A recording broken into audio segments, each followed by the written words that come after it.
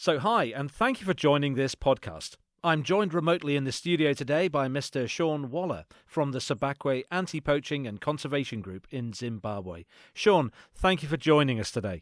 Hi, Gaz. Thanks so much for the opportunity to be with you and have a chat and talk about conservation and wildlife and everything that we're doing in Zimbabwe and in the Sebakwe anti-poaching and wildlife arena.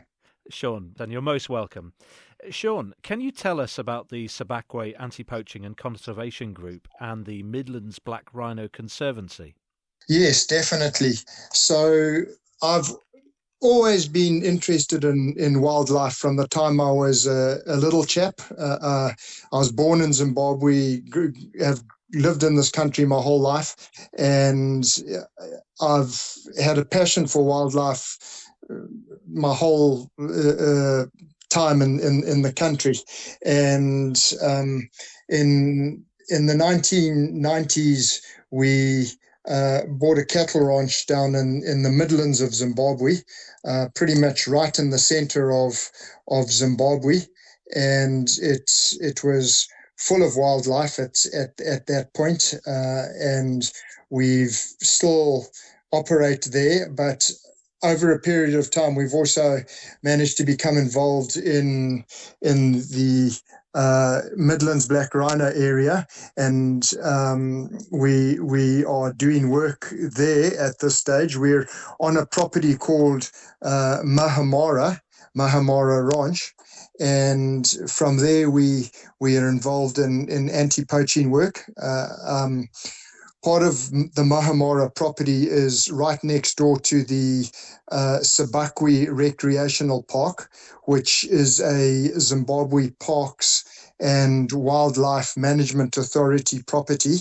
And Zim Parks, as they're known, are the overall authority for wildlife in Zimbabwe. So we have a very close working relationship with them, being right next door. So the overall Midlands Black Rhino Conservancy is made up of a number of properties that have been there forever and a day, and they comprise this conservancy. As the name suggests, it's a Black Rhino Conservancy, and even though it's known as a Black Rhino Conservancy, obviously it's home to various other wildlife species that are as important as the rhino as we see it. And so out of this conservancy, we've got a grouping that we call ourselves the Sebakwe Anti-Poaching and Conservation Group. The reason being, getting back to what I mentioned just now, we know that rhinos are iconic and they're well known globally, and they're a really, really important species. And there's a lot of work going on to protect rhinos globally. At the same time, in the Sebakwe Conservation Group, we also really believe that all species are absolutely vital, and we need to be doing what we can to protect them as well. So that's our focus is not to take away from rhino protection, but also to ensure that all wildlife is protected. And in our area, we've got some iconic species as well that are really important in addition to the rhino. And some of these species are very scarce, due to different habitat pressures and other pressures. The area is historically been a habitat for a little antelope called an oribi, which is very difficult to see in this day and age. No doubt there'll still be some of them around there, but we need to be protecting those animals. There's another antelope called a sable antelope, which is also a very important species. Giraffe are also an endangered animal. People might not be aware of that, but there is a challenge with giraffe. We also have brown hyenas, so that's a rare species. So we've got to be looking after all of these wildlife species, Gaz. Giving you a bit of a background as to what we're doing in the big picture here. Definitely. And I think one of the things that we are quite accustomed to hearing now is the extinction of animals. And that is brought about by the negative impact of humankind on nature's landscape. And I was really shocked to learn of the impact in your area of poaching and just how many animals have been killed, to the extent that these animals are a rarity to see. So the work that you're doing there is vital. It's vital to preventing an extinction in that area, and that has a massive effect on a global extinction of certain species. Now, Sean, you and your family are living in the very environment to which this poaching is affecting. How does that make you feel? Well, I think it's really, really sad to see the devastating effects of poaching going on. And, Africa is a continent for wildlife.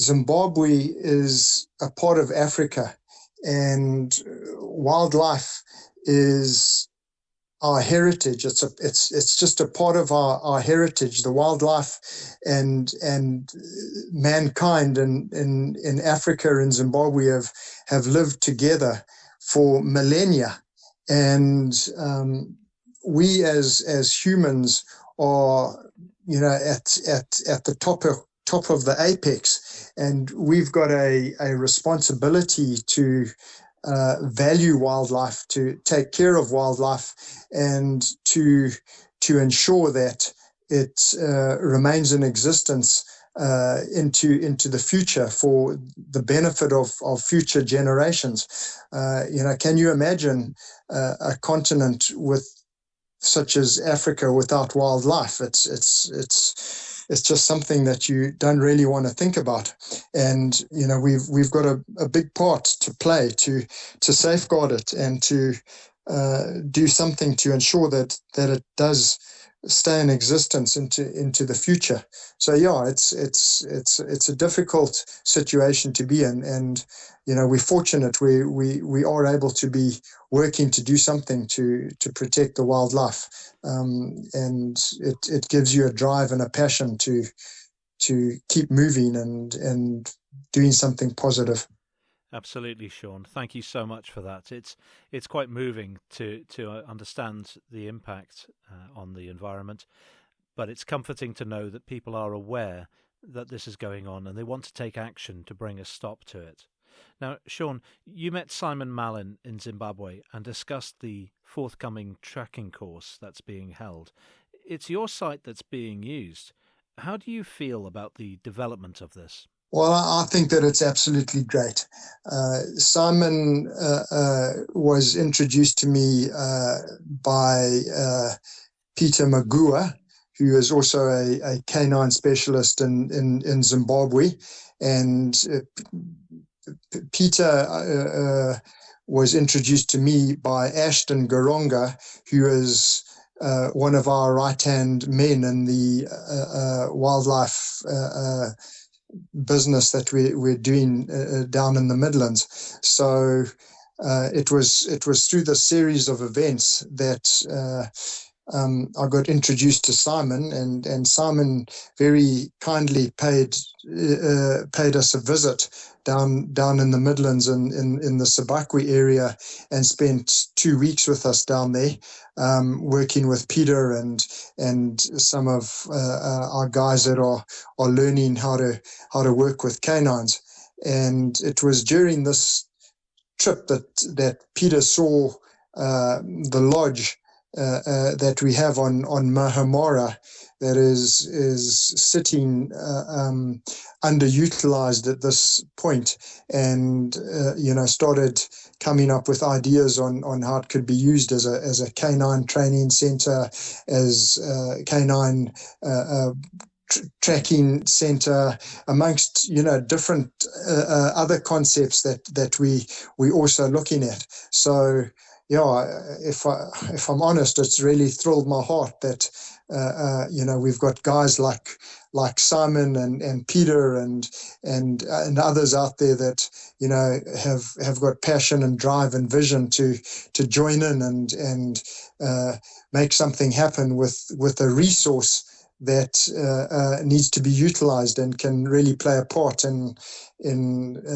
helping with conservation work and wildlife protection and conservation education and training, amongst other possibilities. So it's really, really exciting, Gaz. Yes, and it's great to see so many people coming together and wanting to take action here. We have a saying here that many hands make light work, and it's so true. The more support that is rallied round and the more people involved, the easier things become and the more progress that can be made. The lodge there is as a former hunting lodge. It's quite apt that this is now the site of an anti-poaching effort. Can you describe what it's like there for me, please? Well, the lodge is set in a beautiful Zimbabwean bushveld scenario. We have a tree called a miombo tree that is very prevalent in the Midlands of Zimbabwe, and flay areas as well. That are, areas that become wet during the rainy season and then dry up. And there's also granite, rocky outcrops. So nestled in all of that is the lodge, which we now call, the bush camp. And it's a very lovely site. With the granite copies, as we call them, or granite rocky outcrops behind, and it's a rustic camp. It's thatched. There's 4 sleeping quarters, if you want to call them those, ensuite sleeping quarters, 2 on either side of a centralized dining room come kitchen come bar area, and it's as I've said, rustic, but comfortable. And we've got a plan to get our bush camp running and serving a purpose now, which is really awesome. It's such a great opportunity to bring this site back to life, and it sounds really idyllic. It's I was explaining to someone the other day the magic of Africa, and I've spent some time in some other African countries. I've never been to Zimbabwe, but Africa certainly holds a magic, and when you're in the bush of Africa, you're at one with nature. And looking at the pictures of the bush camp, you've got all the creature comforts, as we call them, like a toilet and like a bathtub and shower, sinks, a bar and a dining area, but you're in the heart of the bush. And for people who haven't experienced that, it's a very wonderful thing that it's very rewarding for your soul, I've found. And how long have you been there at that site now, Sean? We've been there around 4 years now. We've been in and out of this site longer than that over the years, because our original cattle ranching wildlife property is only 20 kilometers away. So I've visited Mahamora on a number of occasions and have spent time there, but we've become more directly involved in it since around 2019. So yeah, we're really excited to have this opportunity to get it working again. And like you say, there's just something about it. It's so still there. That's one way I could describe it. It's very, very still, very, very quiet. The night skies are absolutely awesome. The stars are splendid. There's just a stillness and a quietness that really does get into your inner man and into your inner being. So yeah, it's quite something, really. It's a privilege. Now, Sean, you said that you had a cattle ranch, and I understand that the styles of poaching being used, there's a lot of snares being used, and they're very indiscriminate. So they're going to catch whatever goes into that snare. Have you suffered any cattle loss as a result of these indiscriminate snares that are put up everywhere? We have over the years lost cattle to snares. In recent times, we've been a bit more fortunate, and we obviously do snare sweeps and try and keep our cattle areas free of snares. But you can never be 100% sure that everything's out of the way. So you got to keep working and moving and looking to just make sure that your cattle are safe. But it's really the wildlife that gets impacted more than the cattle. Space is quite big and quite vast, and setting snares is if a person knows what they're doing, you find wildlife trails and you put snares down, and it becomes, I think, to an experienced person in that illegal trade, quite an easy thing for them to do, which is really most unfortunate. And when we look at how the animals suffer as a result of the snare, it's a very much a prolonged death. I should imagine that once they have become tangled up, they're dying. How are they dying? Is it by starvation, or are they garrotting themselves? What kind of death do those animals face? Yeah, it's going to be by strangulation, by starvation, obviously by stress and panic as well. So I think a combination of factors will kick in to create this overall trauma and panic that leads to a gruesome and an unnecessary demise of the animals. And in a lot of cases, the guys that are poaching are what we call bush meat poachers, and they're looking to get meat and either consume it or sell it to get some money.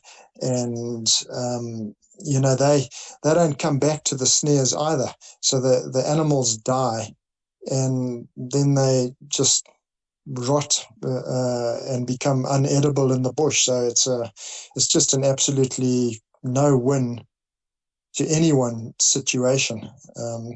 And I think it's so important that we take the opportunities that we have to work on bringing a greater degree of education, a greater degree of awareness, and trying to come up with plans that are going to bring value to wildlife, and help communities to understand it better.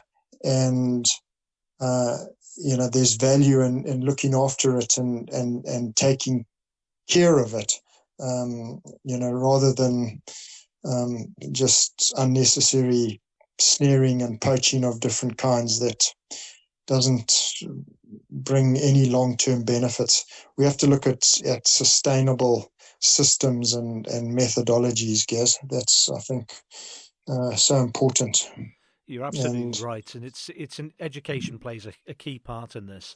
If people just accept that this is the norm and this is what happens, then it will just continue.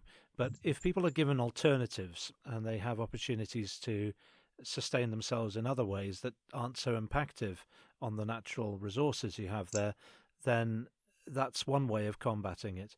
But vigilance also is very important, and being hot on the tail of people who are doing this so that they can be educated and, of course, prosecuted. So removing the snares is very important, making sure that people are who are doing this poaching are losing their resources as a result of it. It's heartbreaking to learn that not only are people willing to go to the extent of poaching, but they're willing to also forget where their traps are or not return to their traps. So it's a doubly needless death on the case of the animal. It's heartbreaking. Yeah, it really is, and we're looking at working with Zimbabwe Parks and Wildlife Management Authority, and the concept of community conservancies, a community conservancy where we've got to help the communities to gain understanding, as I've already said, and to see value and benefit in wildlife. We've got to explore these opportunities and really see how we can do that, so that there's value in the wildlife all the way through. The guys in the community have to derive benefit from the wildlife in order for them to see the value in it, and that comes by working together with them, looking for ways to bring benefits, understanding the challenges that are out there, and working on overcoming these challenges. So it's not a one-day project. It's not a one year project. It becomes a generational project that we're involved in. And yeah, there's just something about natural resources and wildlife which are a part of creation, a part of nature, and taking care of what human beings are entrusted with, and helping others to also learn how to give it consideration and take care of it, so it becomes sustainable. So yeah, we're just looking at what we're calling an integrated community conservancy, because there's cattle that are being kept, there's other livestock that's been kept, there's agricultural activities, but we also have to look at wildlife and our natural resource and see it as a vital part of what we're doing, and an integrated part of our lives, and take care of it. So there's a lot to do, and a long future in front, but it gives you hope, and it gives you something to work towards. And as you've said, it's teamwork. It's not just one person's job. It's a lot of people getting involved, and a lot of support that's needed in it. It's what we call here a slice of the pie. So a slice of the pie, you have the whole pie, and the poaching is just one element.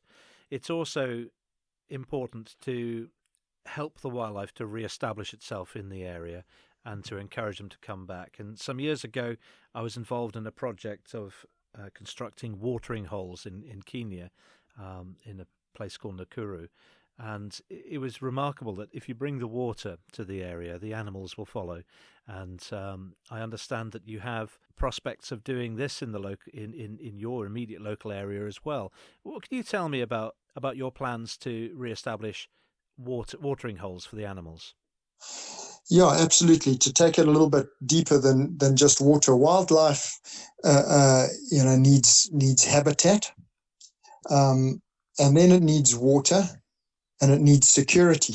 So these are the things we're talking about. And obviously, if you've got the habitat but no water, that's a challenge to the wildlife. So we're looking to re-establish boreholes and get some of the old watering points back up and running, so that the habitat is there, and then there's water there as well. And if we then add to it the security factor, the wildlife will definitely come back. There's no doubt about that. And at Mahamara, we've seen that already, where there's a few impala herds that are starting to re-emerge. Where they hide, you don't know, but their survival instincts kick in. But once you start to provide security and a bit of water, these wild animals start to relax and feel a little bit more comfortable, and you get to start seeing them again. And we've experienced that. We're seeing it happen, and we really want to work on it further and develop it so that we just see the project really coming into fruition as we go into the future. That's really exciting, and what an exciting thing to be a part of as well. And for people who are interested in coming along on the forthcoming course, the training in Mahamara, down in your lodge there, how do you think the course and visitors will benefit the local anti-poaching and conservation efforts? Well, I think that just number one, a presence and an enthusiasm and an energy and something happening is going to create a buzz. It's going to help people to just see that there's a reason to be doing these kind of things, and there's something positive that's coming out of it, and it's at the core of it is wildlife and conservation. Yes, it may be a canine tracking, anti-poaching course, but it's going to play a part in bringing awareness. And when we have a bit of time off and from the program and the actual training, there'll be opportunity to drive around and have a look at the area and see communities in action and their day-to-day lives, and people will kind of see that, and the word will go out. Oh, there's guys doing something here, and it's revolving around wildlife and protecting wildlife. So the course and the program and having visitors come at its core is just something that's kickstart a work that's going to go into the future. So I don't know if I can explain it anything more than that. It's like I said, we're the custodians of our natural resources and our wildlife, and having visitors coming in and doing something like Simon is putting together is and his team as well is it's just they're gonna do something. It's kind of intangible, but it's very real. Yeah. That's very exciting, and it's introducing a new industry into the area, if you like. It's introducing, I guess, tourism, and it's something that other people can thrive from, and maybe that might take away the need that some people might have to actually go out and poach. They'll have something else to focus on. Now, one of the repeated questions that many people listening to this might be asking, and it's one of the questions I've asked everyone else, is it safe? People are always concerned about safety, but is it safe in this area? Is it safe for visitors to come to? It's definitely really, really safe.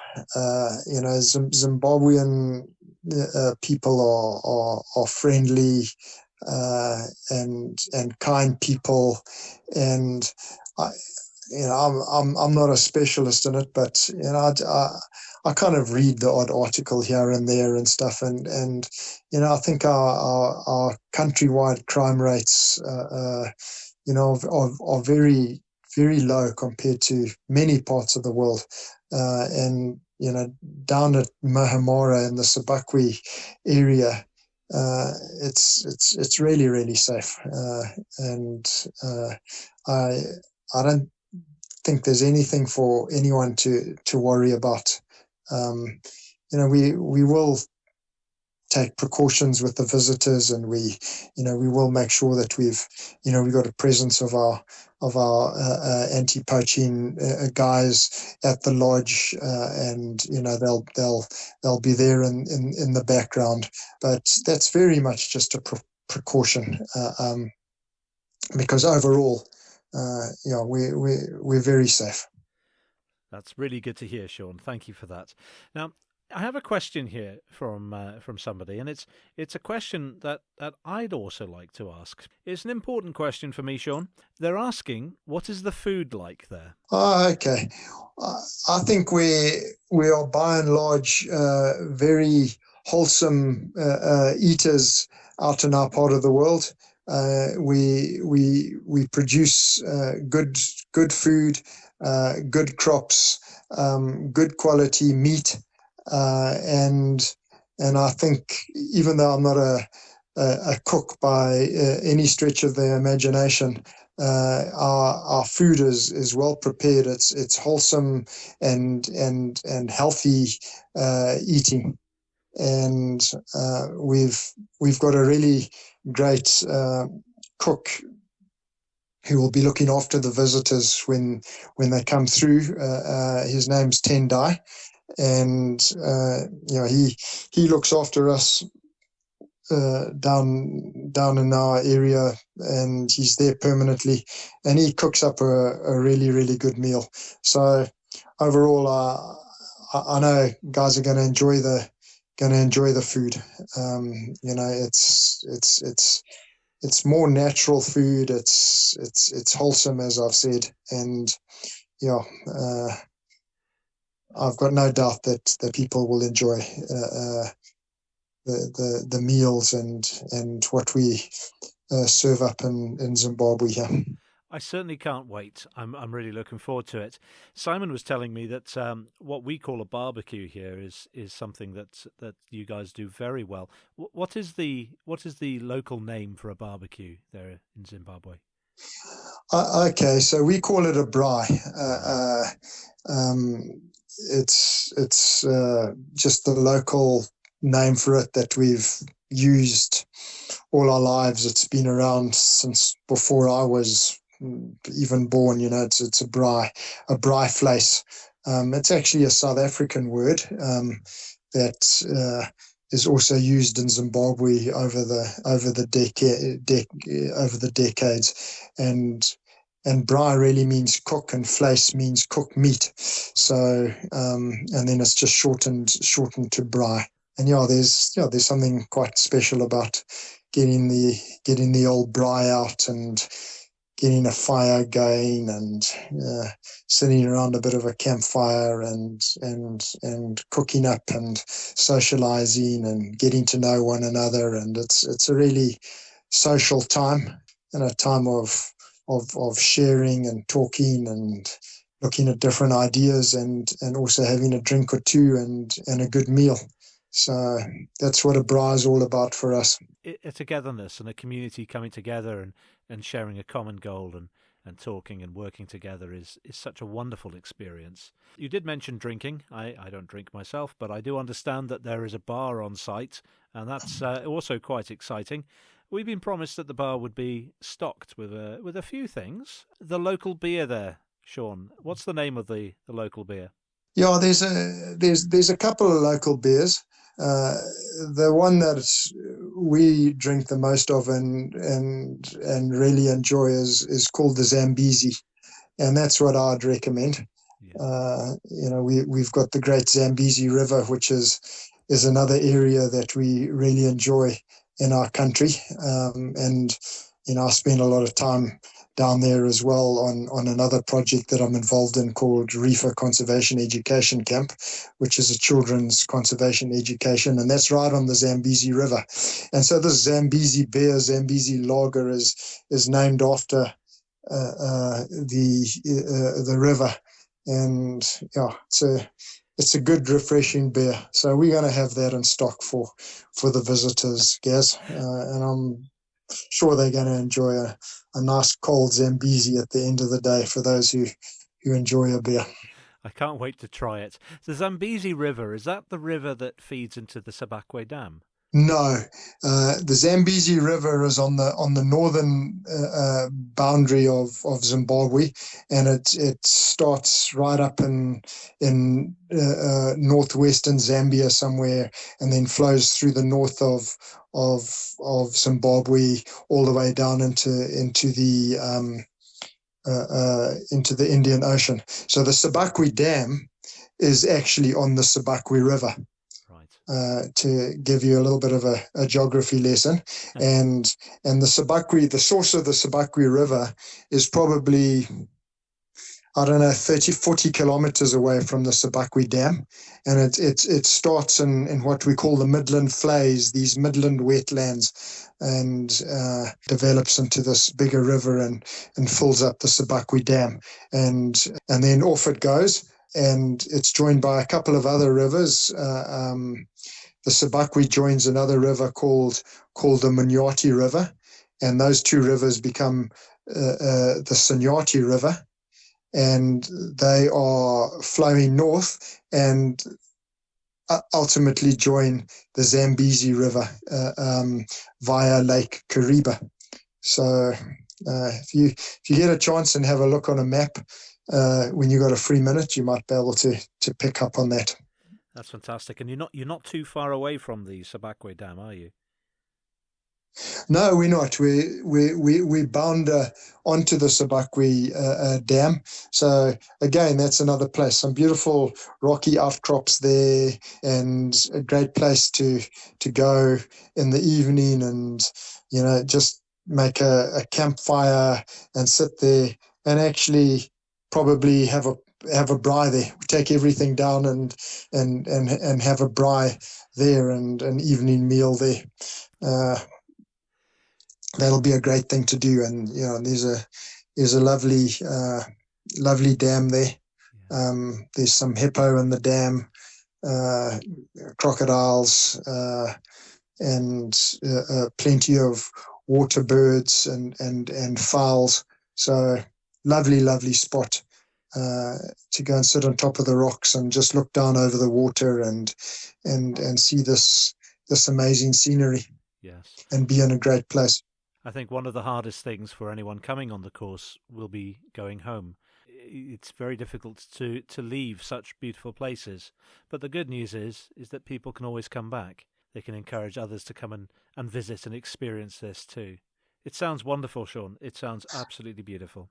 No, absolutely. Zimbabwe is a truly wonderful country with so much to offer and so much to see, and a really great atmosphere and vibe in it. So yeah, it's a place that I know a lot of people love to come back to and visit the different sites and see different parts of it as the years go by. And what we're doing is just a part of the great country, and really great to have people who may be coming to experience this.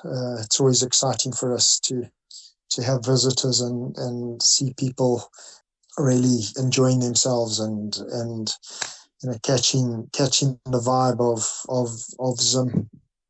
Perfect. That's fantastic, Sean. Is there anything else that you think our visitors to Zimbabwe should know before they come?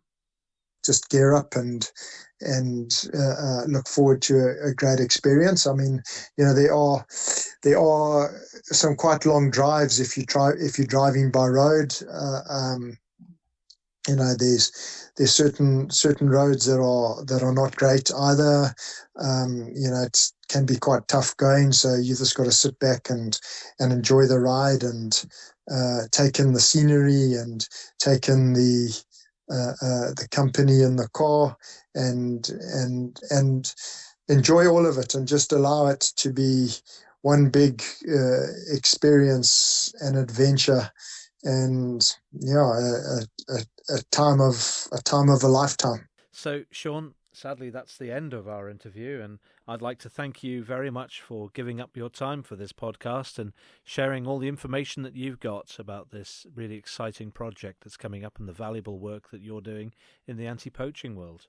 Well, Gaz, thanks so much. I can't tell you how much I appreciate being able to talk to you, and also thanks to Simon and other guys over there in the UK that I know are playing a big part in what we're doing here. And it's really just warmed my heart to experience you guys and your warmth and your enthusiasm for this whole concept and this whole project. And there's something so special about it. So, a big thank you from me as well. It's really a privilege to be spending time with you, and looking forward to having everyone out in the country in due course. Can't wait for it. Stay tuned for more interviews with the team members in Zimbabwe, and follow us to keep up to date with our progress in tackling the problems of poaching, as well as the superb training in tracking that will be taking place.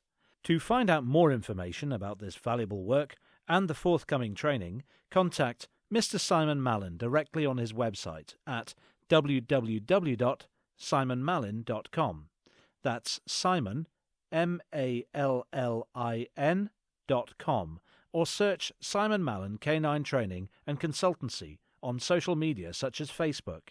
That's all for now for this podcast. Join us again for our next instalment as we speak to some of the other team members from this exciting project.